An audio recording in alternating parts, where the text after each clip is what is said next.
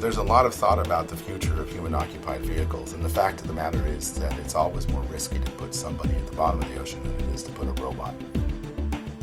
I've been on a number of dives in Alvin. Every single one, I still get butterflies in my stomach, going down, descending through an hour of darkness.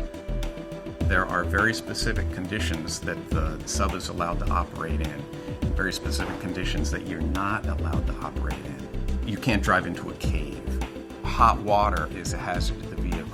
Underwater volcanoes are obviously a perfect example of a place where you wouldn't want to put people. You know, it's like lava bombs going off.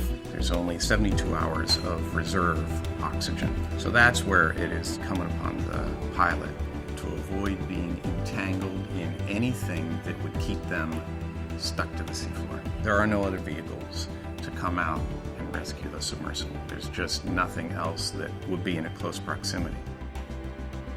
The sub will never approach sunken shipwrecks anymore. There's too many areas where the vehicle can get entangled, and that's good work for R.O.V. these days.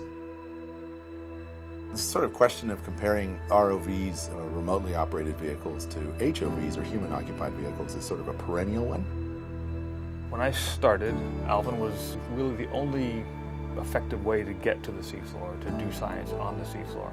ROVs were not a primary tool for getting to the seafloor. In the 25 years I've been at the institution, ROVs have progressed to the point that now they're a completely valid scientific tool and they're in use all over the world. If I use a remotely operated vehicle, I can take the robot down to the seafloor and leave it there for days on end, and slowly and meticulously work on an area of the seafloor that's like a few square meters.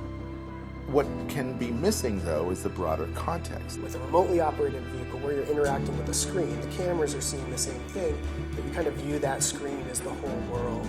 In a submersible, when you're down on the seafloor and you're looking out the viewport, you have the ability to take in a lot of information, and you're able to push yourself a little bit because you can kind of see where the light fades from the vehicle and say, well, let's go a little further, let's move around the corner.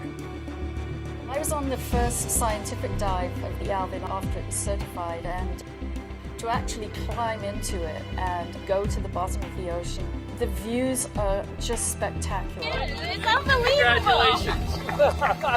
Oh, that worked. It's really neat, yeah.